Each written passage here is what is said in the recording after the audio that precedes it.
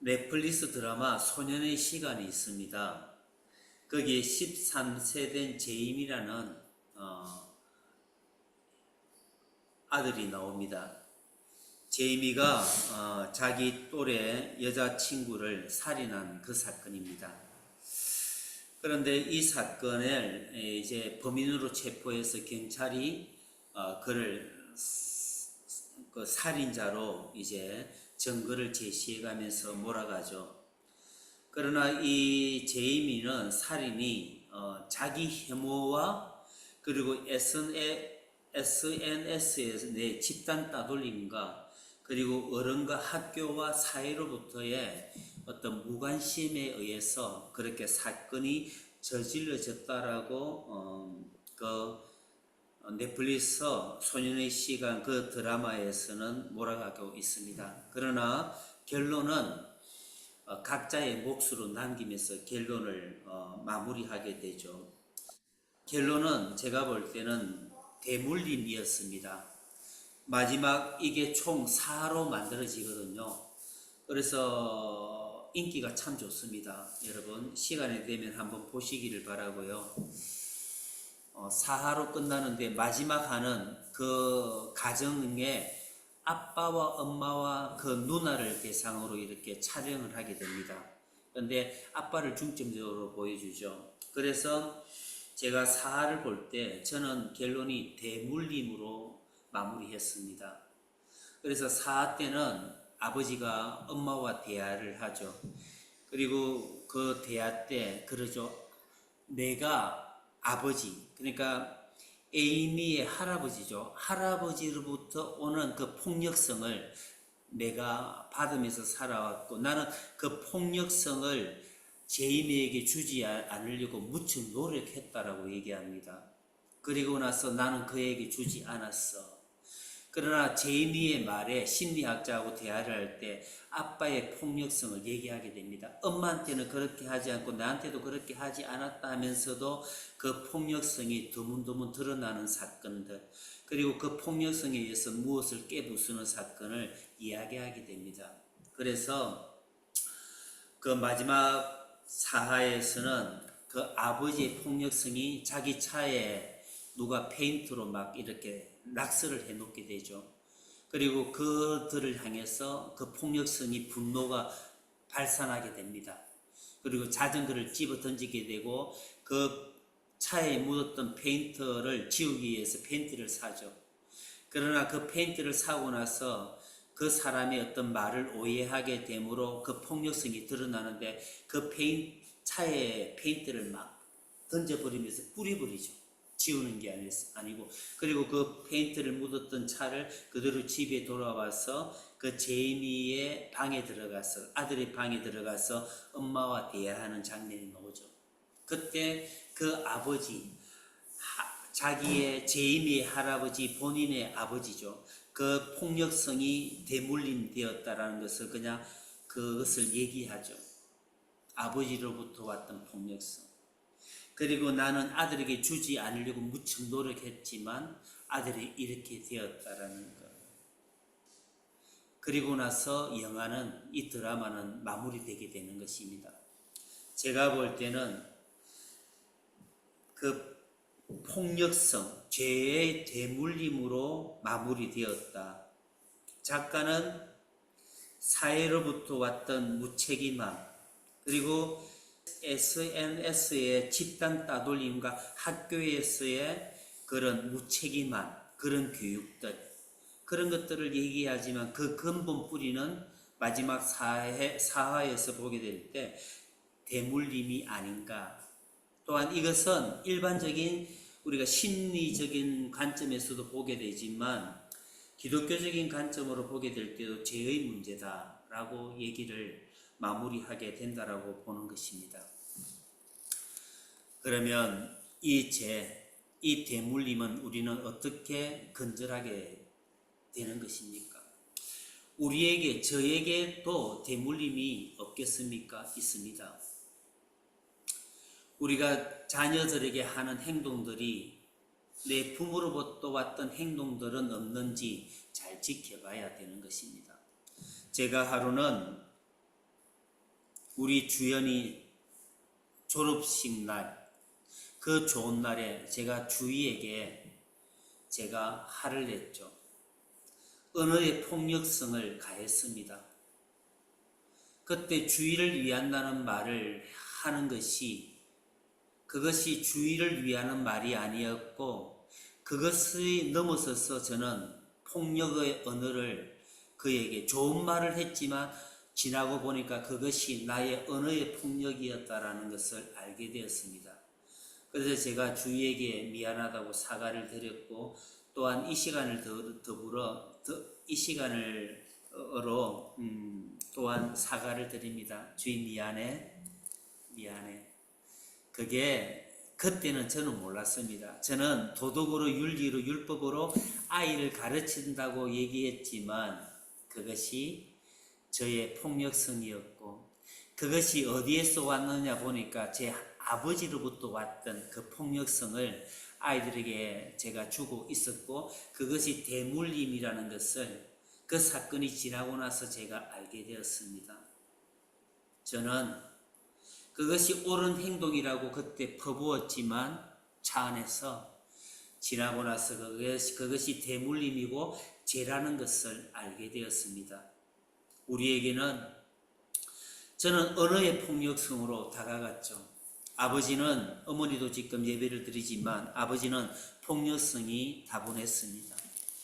어쩔 때는 제가 한 번인가 많이는 하지 않았지만 어쩔 때는 아버지가 밥상이 날아갔습니다. 그거를 보고 자랐죠. 아버지가 돌아가신 지 꽤 20년이 넘었죠. 7, 8년이 되었습니다. 그러나 그 폭력성은 저에게서 이렇게 나오는 것이죠. 자주 나오지는 않지만 어떤 일이 사건이 벌어졌을 적에 그것이 나오는 것입니다. 여러분들은 어떻습니까?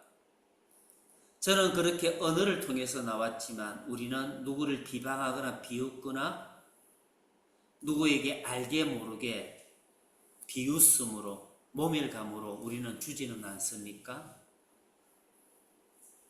우리의 언어 속에, 우리의 몸짓 속에, 우리의 눈 속에 우리는 남을 멸시하는 그 멸시감은 없습니까? 그것이 어디에서 왔는가 잘 들여다보면 그것이 나의 부모로부터 나의 할아버지로부터 왔던 그 대물림이고 곧 죄가 아닌지를 우리는 돌이켜 봐야 되는 것입니다. 그러면 이 대물림, 성경으로 얘기하면 죄죠. 이 죄를 우리는 어떻게 이길 수 있을까요?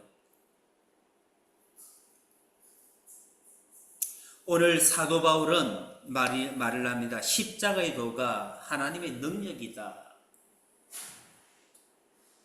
여러분, 십자가의 능력으로 우리는 살아가고 있습니까? 아니면 십자가 노래는 부르고 찬양은 하지만 아무 관계없이 부모로부터 왔고 할아버지로부터 왔던 그 대물림, 그 죄로 우리는 하루를 살고 있지는 않습니까? 오늘 말씀에 십자가는 하나님의 능력이다 라고 얘기합니다.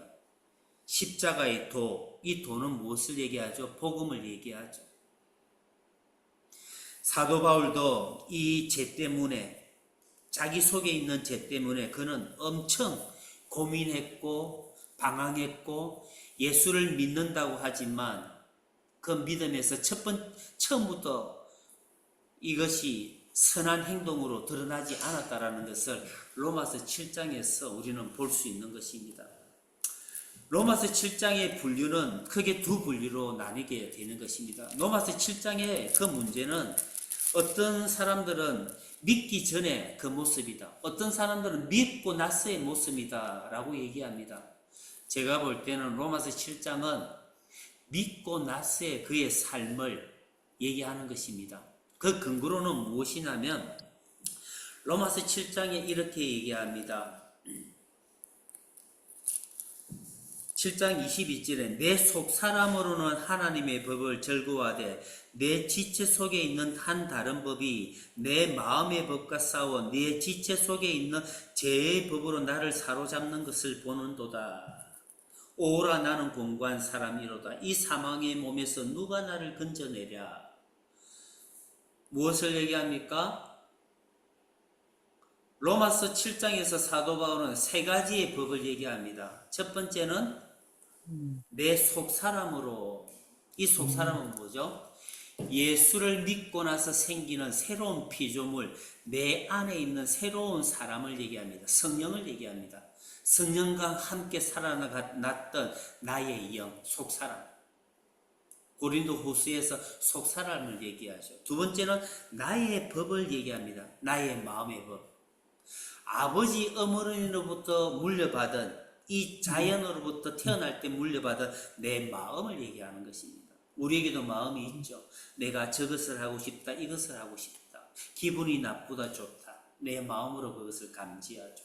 세 번째 법이 뭡니까? 내 마음의 법과 싸운 내 지초 속에 있는 죄의 법, 죄의 법을 얘기합니다. 그 죄의 법이 어디에 있다고 얘기합니까? 지체 속에 있다라고 얘기합니다. 자, 그러면 사도 바울이 내 속사람 마음의 법, 죄의 법, 곧 지체의 법을 얘기하죠. 세 가지를 얘기하죠. 이 세 가지 속사람을 얘기했다는 건 뭡니까? 사도 바울은 예수를 믿고 나서도 그는 지체의 법,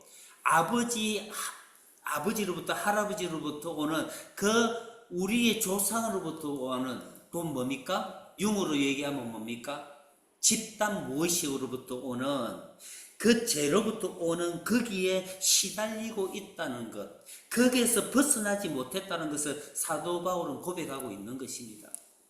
우리는 그렇게 생각하죠. 사도 바울은 믿자 말자 개가천선에서 새로운 사람이 되었다. 그렇게 성경을 볼 때 우리는 오해하고 있습니다. 사도 바울도 믿고 나서 어디로 갑니까? 아라비아 사막으로 넘어갑니다. 사도 바울은 나는 날마다 죽는다고 하지 않습니까? 믿고 나서도. 그게 뭐예요? 날마다 죽는다는 그 표현에는 뭐가 있습니까? 내 속에 대물림이 죄가 끝없이 올라오고 있다는 것을 반증하는 것입니다. 그래서 사도 바울은 자기 속에 세 가지 법이 있는데 자기 속에 죄의 법, 대물림의 법, 세상으로부터 오는 그 법을, 그 죄의 법을 이기지 못해서 어호라 나는 공고한 사람이로다 이로다 하면서 자기의 마음을 치는 그 사망의 몸에서 빠져나오려고 하는 그런 몸부림을 치고 있다는 것을 로마서 7장에서 이야기하고 있는 것입니다. 그러면 여러분, 그 대물림, 죄의 법은 어디에 있는 것이죠? 오늘 그렇게 얘기하죠. 죄의 법은 23절에 내 마음의 법과 싸워 내 지체 속에 있는 죄의 법으로 나를 사로잡는 것을 보는도다. 내가 마음에 있을 때, 다른 말로 하면 뭡니까? 내가 내 힘으로 아이들을 사랑하고 내 힘으로 복음을 전하고 내 힘으로 선한 행동과 바른 삶을 살아가려고 할 때 내 지체 속에 있는 다른 법, 죄의 법이 나를 끌어내고 사로잡아가는 것을 봤다라는 것입니다. 내 법으로 살아보니까 내가 죄의 법을 이기려고 나의 마음으로, 내 법으로, 내 육신의 힘으로 살아보려고 하니까 내가 안 되더라는 거예요. 내 죄의 법이 내를 이겨서 내를 죄짓게 만든다라는 거예요. 우리는 죄라고 하면 간음을 짓고 살인하고 도둑질하고 그걸 얘기하죠. 사도 바울이 그걸 했겠습니까? 그 죄가 아니라는 거예요. 내 언어의 폭력성, 내가 남을 대한 미움, 나의 혐오, 타인에 대한 혐오, 미움, 시기 질투, 내가 잘해보겠다는 나의 의, 이런 것들이 중간적으로 올라온다라는 거예요. 우리는 여기에서 자유롭습니까? 저는 자유롭지 않습니다. 저도 이 시간 내 마음으로 살면 그것이 드러날 수밖에 없습니다. 아무리 자녀라도 대물림이 드러날 수밖에 없습니다. 저도 나의 힘으로 살아가게 됩니다. 오늘 사도 바울은 그걸 얘기하는 거예요, 우리에게. 이 죄의 법이 어디에 있습니까? 내 지체 속에 있는 죄의 법으로 나를 사로잡는 것을 보는도다. 오호라 나는 공고한 사람이로다. 이 사망의 몸에서 누가 나를 건져내라. 죄의 법이 어디 있다고 합니까? 내 지체 속에 있다라고 합니다. 지체 속에. 여러분, 죄의 법은 내가 지체 속에 있을 때 역사하는 것입니다. 다른 말로 하면 뭐죠? 죄의 법이 내가 지체 속에 살아가게 될 때, 내가 지체 속에 뭐예요? 내가 보이는 이 눈으로 모든 것을 판단하고 이해하고 이 눈에 들어오는 정보를 통해서 살아가게 될 때, 나의 귀에 들리는 이 정보로 살아가게 될 때, 그것이 지체로 살아간다는 것입니다. 그 힘으로만 살아가게 될 때, 사탄은 죄의 법이 뭐죠? 사탄이 역사할 수 있는 근거입니다. 사탄이 역사에서 나를 죽음으로 몰아간다라는 말씀을 하는 것입니다. 나의 눈과 귀로 들어오는 그 정보로 살아가는 게 그리스도인이 아닙니다. 하나의 그 정보가 더 있죠. 뭡니까? 보이는 게 다가 아니고 들리는 게 다가 아니죠. 우리는 어떤 행동을 합니다. 그 행동에 있어서 진짜 행동의 그 이유가 뭡니까? 내 동기죠. 나는 밥을 먹습니다. 뭐죠? 그 동기가 배가 고프니까. 먹고 싶으니까. 그러나 우리는 그 보이는 것에 의해서 우리는 잡혀가고 살아가는 것이죠. 하나의 그 동기, 하나의 이유, 우리의 삶의 근본적인 것을 가르쳐 주는 게 있습니다. 그게 뭐죠? 내 안에 있는 속사람입니다. 하나님입니다. 눈에 보이는 정보, 귀에 들리는 정보로 살아가는 것이 아니라 내 안에 있는 속사람, 성령, 그리스도, 하나님, 내 안에 있는 그리스도 예수와 함께 그 말씀을 통해 살아가는 것이 그리스도인의 삶이고, 그 삶으로 살아갈 때 우리는 승리의 삶, 죄의 법을, 대물림을 극복하고 이길 수 있는 삶을 살아간다는 것입니다. 그래서 사도 바울은 로마서 8장에 그렇게 얘기합니다. 그러므로 이제 그리스도 예수 안에 있는 자에게는 결코 정죄함이 없다. 그건 뭐예요? 죄 때문에 내가 시달리지 않는다라는 겁니다. 누구 안에 있을 때? 그리스도 예수 안에 있을 때. 그래서 이런 그리스도 예수 안에 있을 때, 이런 그리스도 예수 안에 있는 생명의 성령의 법이 죄와 사망의 법에서 너를 해방하였습니다. 그리스도 예수 안에 있으면 우리는 자유롭게, 죄의 법에서 자유롭게 살아갈 수 있다라는 말씀을 하는 것입니다. 사도 바울도요, 선하게 살려고 그리스도의 이름으로, 그리스도의 마음으로 살려고 무척 애를 썼습니다. 그렇게 애를 썼습니다. 그래서 14절에는 그렇게 얘기하죠. 로마서 7장 14절에 우리가 율법은 선한 신령한 줄 알거니와 나는 육신에 속하여 죄 아래 팔렸도다. 그렇게 얘기합니다. 20절 만일 내가 원하지 아니하는 그것을 하면 이를 행하는 자는 내가 아니요 내 속에 거하는 자니라. 사도 바울도 선하게 살려고 무척 노력했지만 원하는 이것을 하지 않고 원하지 않는 악한 것을 한다는 거예요. 그런데 그 악한 것을 했는데 가만히 들여다보니까 그가 그 안에, 자기 안에 있는 죄라는 거예요. 늘 좁게 얘기하면 대물림이라는 거예요. 우리가 자식들에게 잘못 살려고 악하게 하려고 하는 그 부모가 있겠습니까? 자식에게 잘하려고 하죠. 잘하려고 하다 보니까 돌아서고 나면 어떻게 됩니까? 그게 자식의 마음을 흠집을 내버린 거예요. 자식의 마음을 아프게 해버린 거예요, 그게. 그래서 우리는 그리스도인들은 후회하고 울기도 하고 자책하기도 하고 회개하기도 하죠. 그런데 안 하겠다고 하면서 또 다음에 또 해요. 그게. 그런 것들이 대물림이라는 것입니다. 여러분, 이제 우리는 여기에서 벗어나야 됩니다. 그 대물림을 벗어나는 방법이 뭐죠? 그게 오늘 말씀의 십자가라는 것입니다. 그래서 사도 바울은 얘기합니다. 18절에 고린도전서 1장 18절에 십자가의 도가 멸망하는 자들에게는 미련한 것이요 구원을 받는 우리에게는 하나님의 능력이 됨이라. 능력이라 그렇게 얘기합니다. 여러분, 하나님의 능력이란 뭐죠? 대물림으로부터 죄로부터 자유함을 누린다는 것입니다. 왜요? 십자가의 도가 뭡니까? 복음입니다. 복음을 믿는 그 순간 어떻게 됩니까? 여러분, 복음이 뭡니까? 진짜 믿습니까? 예수가 성령으로 잉태되어 나의 죄를 위해 십자가에서 못 박혀 죽으시고 죽은 지 3일 만에 살아나셨다. 부활하셨다.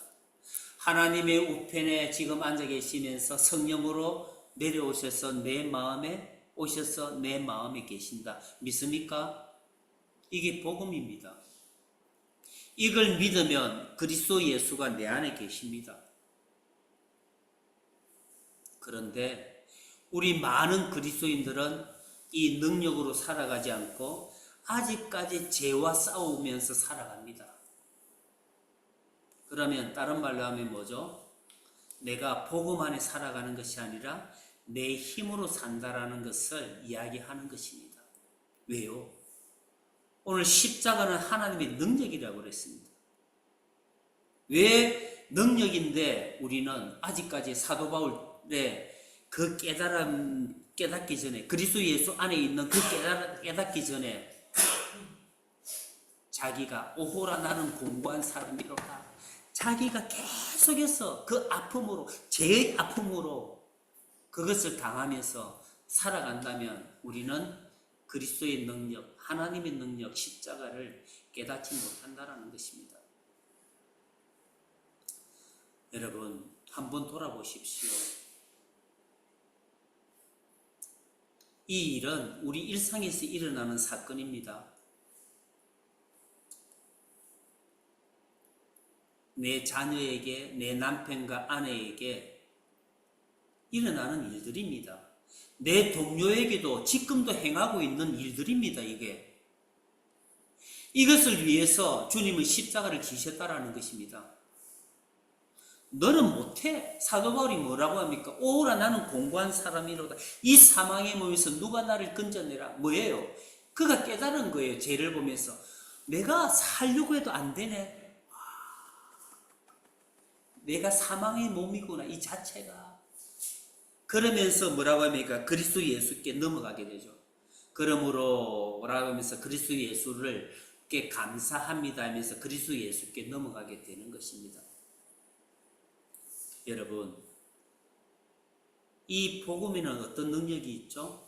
이사야서 53장 5절입니다. 펴보십시오. 이사야서 53장 5절입니다.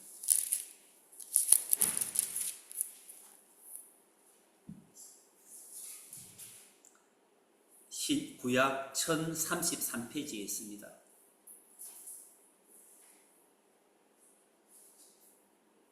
자, 찾았습니까? 다 같이 봉독합니다. 이사야서 53장 5절 1033페이지 다 같이 봉독합니다. 그가 찔리면 우리의 허물 때문이요 그가 상함은 우리의 죄악 때문이라. 그가 징계를 받음으로 우리가 평화를 누리고 그가 채찍에 맞음으로 우리는 나음을 받았도다. 6절에는 그렇게 얘기하죠. 우리는 다 양 같아서 그릇 행하여 각기 제 길로 갔거늘 여호와께서는 우리 모두의 죄악을 그에게 담당시키셨도다. 할렐루야. 아멘. 뭔 얘기죠? 우리의 죄의 문제, 우리의 질병의 문제, 하나님과의 불합의 문제, 사랑과의 불합의 문제, 나의 허물, 잘못하는 모든 죄들 다 주님이 십자가 위에서 해결해 놓으셨다고 하나님이 우리에게 약속하셨습니다. 이것을 믿습니까? 이게 복음입니다. 십자가의 도가 이것을 얘기하고 있는 것입니다. 그런데 많은 그리스도인들은, 저도 그랬어요. 제 힘으로 살아갈 때 계속 싸우는 거예요. 내 혈기가 나오고 분이 나오고, 어떤 사람이 화를 내게 하면 안에서 화가 분이 확 올라오는 거예요. 그 눌리죠. 그러나 십자가의 도를 믿으면 그 안에 있으면 분을 나게 해도 분이 그렇게 나지 않는답니다. 또한 분이 안 난답니다. 웃기죠? 이게 십자가의 도의 능력입니다. 왜 그럴까요? 왜 그럴까요? 오늘 말씀에 그 얘기를 하고 있습니다. 18절에 이렇게 얘기하죠. 십자가의 도가 우리에게는 하나님의 능력이라. 잘 들으십시오. 내가 예수 그리스도의 십자가를 바라보는 것, 이 복음을 믿죠. 우리 그리스도인들이 믿으면 우리는 믿음으로 구원받습니다. 이걸 진짜 믿죠. 믿는 순간 어떻게 됩니까? 그 그리스도 예수가 성령을 통해 내 안에 오십니다. 내 안으로. 그런데 우리는 어떻게 합니까? 예수 그리스도가 2000년 전에 십자가를 지신 그 예수를 바라봅니다. 우리는 믿을 때. 이게 뭐예요? 이게 종교입니다. 예수 그리스도를 믿지만 2000년 전에 있는 그 십자가 위에 죽고 부활하신 그 2000년 전에 그 예수를 믿으면 그건 나와 아무 관계 없습니다. 그건 종교입니다. 왜요? 그리스도 예수가 밖에 있으니까요. 섬김의 대상이니까요. 종교가 뭡니까? 밖에 있는 겁니다. 내 안에 있는 게 아니라 섬김의 대상으로. 그러면 우리의 제 대물림과 아무 관계없이 나는 자녀에 대해서 학대를 합니다. 언어의 학대, 폭력의 학대, 그리고 내 사회에 가서 직원들에게 그들을 미워하고 시기질투하고 정죄하고 비판하고 헤아리고 그들과 화목하지 합평케 못하는 것입니다. 왜요? 예수 그리스도가 2000년 전에 그대로 있기 때문에 십자가예요. 그래서 우리는 기도할 때도 밖에를 바라봅니다. 주여 2000년 전에 그걸 보고 믿습니다. 용서해 주십시오. 그게 아닙니다. 믿음은 생명이고 오늘 여기서 일어나는 현실이고 실제입니다. 예수 그리스도의 십자가를 바라보고 믿었다면 내 안에 예수가 오셨다는 것을 믿으셔야 됩니다. 여러분들 안에 예수가 계십니까? 이걸 믿으셔야 됩니다. 이걸 믿지 못하면 우리는 구원과 관계없이 종교 생활하는 것입니다. 그 그리스도 예수는 2000년 전에 그 예수를 믿는 순간 내 안에 오셨고 내 안에 오신 그 예수를 믿는 것입니다. 그러면 어떻게 살아가야 된다고요? 그게 오늘 24절에서 그 결론의 말씀을 하고 있는 겁니다. 능력. 24절 보십시오. 고린도전서 1장 24절입니다.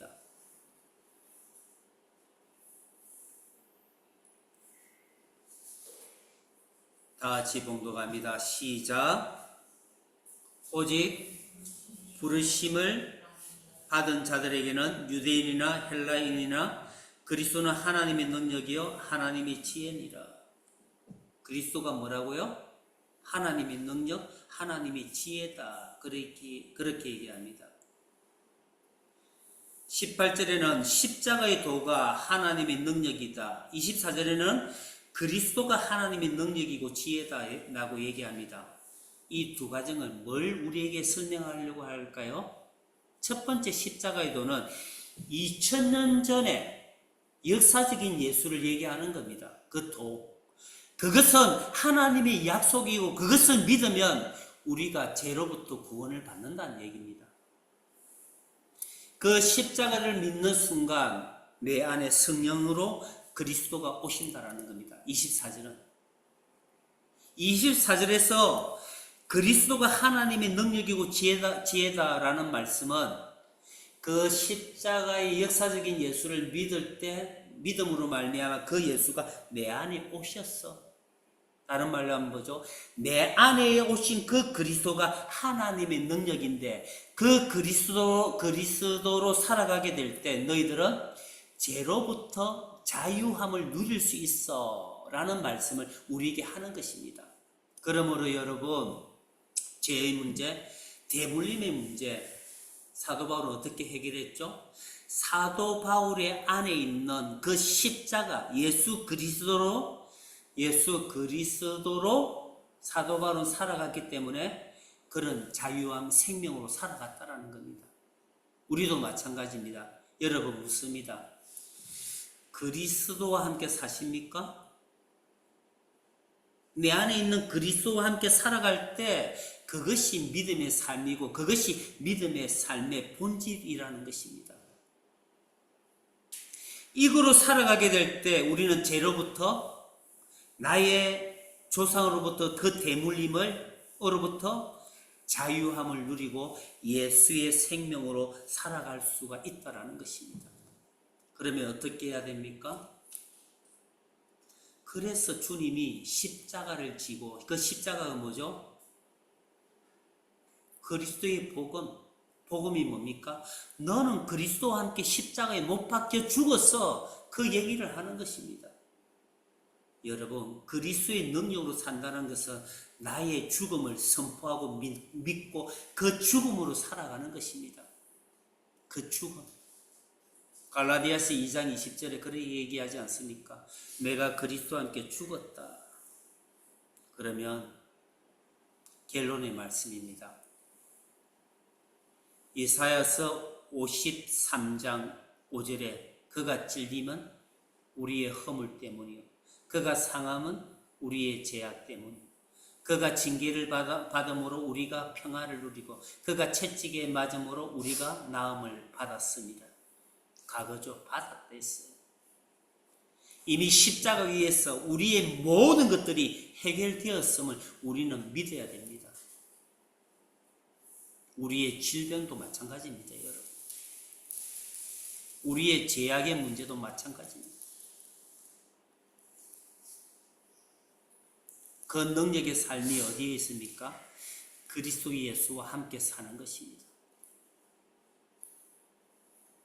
그 영이 우리 어디에 와 계십니까? 내 안에, 성령을 통해 내 안에 영으로 와 계십니다. 근데 왜 우리는 그 능력이 없죠? 우리가 그 영으로 그리스도로 사는 것이 아니라 내 육체로 육신으로 살기 때문입니다. 그래서 여러분, 영이 흘러나와서 우리의 이성과 생각으로 나와야 됩니다. 진리의 말씀. 그리고 진리의 말씀이 영과 혼을 통해 우리의 생각을 통해 우리의 의지를 통해 우리의 몸까지 흘러나와야 되는 겁니다. 이게 뭐죠? 우리의 영이 혼과 몸을 통해 사랑이 흘러나올 때 내 이웃에게 하나님의 나라가 선포된다라는 것입니다. 그럴 때 뭐예요? 내 영 안에 있는 모든 것이 해결되었다라는 이 도가, 이 진리 십자가의 도가 내 혼에 있는 어떤 정신적인 문제도 해결되고 내 육체에 있는 어떤 질병도 해결되었음을 믿고 살아갈 때 될 때 그것이 실제로 일어나는 것입니다. 여러분들 속에 질병이 있고 아픔이 있다면 내가 이기려고 하지 마십시오. 하나님께 맡기십시오. 하나님 이것 가지고 죽어도 좋습니다. 그런 배짱도 있어야 됩니다. 하나님이 부르시면 지금이라도 가겠습니다. 사도 바울이 그러지 않습니까? 내 안에 그리스도께서 사시니 내가 죽는 것도 유익하다라고. 믿음은 그것입니다. 하나님이면 족합니다. 그러면 진짜 죽으면 죽으리라고 죽는 거죠. 죽지 않으면 어떻게 하겠어요? 영이 그 아픈 것을 차고 내보내버립니다. 성령께서. 이게 영성적인 치유입니다. 은사적인 치유는 한 번 기도해서 외부적으로 와서 치유가 될 수도 있고 암이 나을 수도 있습니다. 그러나 재발의 확률이 많습니다. 왜? 그 대물림과 습성이 그대로 남아있다.